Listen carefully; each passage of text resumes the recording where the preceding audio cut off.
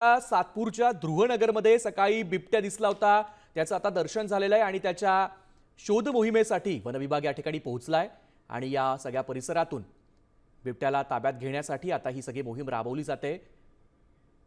परिसरातल्या नागरिकांनी या ठिकाणी मोठी गर्दी केलेली बघायला मिळते आणि आता या दृश्यांमध्ये बिबट्या देखील दिसलाय आणि त्याला पकडण्यासाठी आता वनविभागाची शोध मोहीम सुरू आहे। नाशिकच्या सातपूरच्या ध्रुवनगरमधली ही सगळी दृश्य आहेत। या ठिकाणी सकाळी 9 वाजेच्या दरम्यान बिबट्या दिसला होता आणि त्यानंतर वनविभाग या ठिकाणी बिबट्याला पकडण्यासाठी दाखल झालाय। परिसरातील नागरिकांमध्ये भीतीचं वातावरण आहे आणि ही शोध मोहीम बघण्यासाठी देखील नागरिकांनी मोठी गर्दी केली आहे।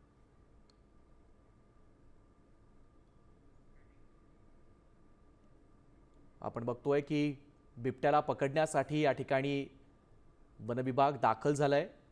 वनविभागाच्या कर्मचाऱ्यांकडून बिबट्याचा शोध घेतला जातोय आणि नेमकी कुठे हा बिबट्या लपून बसलाय याचा अंदाज येत नव्हता, मात्र आता व्हिडिओच्या माध्यमातून आपण बघू शकतोय बिबट्याचं दर्शन झालंय आणि अखेर वनविभाग त्याला पकडण्यासाठी आता तयारीला लागलाय।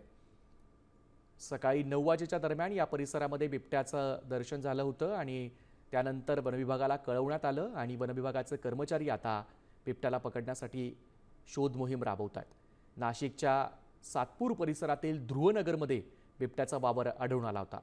दरम्यान या संदर्भात अधिक माहिती देत आहेत आमचे नाशिकचे प्रतिनिधी अभिजित सोनावणे। अभिजित, आपण बघतोय की एका व्हिडिओमध्ये बिबट्या एका ठिकाणून दुसऱ्या ठिकाणी जाताना दिसलाय। वनविभागाची शोध मोहीम आता कुठपर्यंत आली आहे? मध्ये आपल्याला बिबट्या ज्या ठिकाणी दिसतोय त्याच ठिकाणी सध्या वनविभागाकडून सर्च ऑपरेशन राबवलं जात आहे आणि या सगळ्या परिसरामध्ये दाट लोकवस्ती आहे आणि मध्ये काही मोकळे भूखंड आहेत की ज्यामध्ये मोठ्या प्रमाणात झाडी वाढलेली आहे आणि याच झाडींमध्ये बिबट्या लपलेला असल्याची शक्यता आहे। त्यामुळे आता जेसीबीच्या सहाय्याने आता वनविभागाकडून या सगळ्या परिसरातली जी झाडी आहेत, झुडपं आहेत, त्या ठिकाणी आता जेसीबीच्या चालवला जातोय, जेणेकरून जर बिबट्या त्या ठिकाणी लपलेला असेल तर तो त्या ठिकाणाहून बाहेर येईल आणि त्याला बेशुद्ध करण्याचं इंजेक्शन डाट मारून त्याला जेरबंद करता येईल। यासाठी आता वनविभागाने प्रयत्न सुरू केलेले आहेत। मात्र प्रचंड असा दाट लोकवस्तीचा हा सगळा परिसर आहे, त्यामुळे लोकांनी या सगळ्या परिसरापासून दूर राहण्याचं आवाहन सध्या पोलिसांकडून केलं जात आहे। पोलिसांची देखील मोठी कुमक या ठिकाणी आता तैनात करण्यात आलेली आहे, कारण जर बिबट्या आक्रमक झाला आणि त्याने कुणावर हल्ला केला तर विपरीत परिस्थिती निर्माण होऊ शकते आणि त्यामुळेच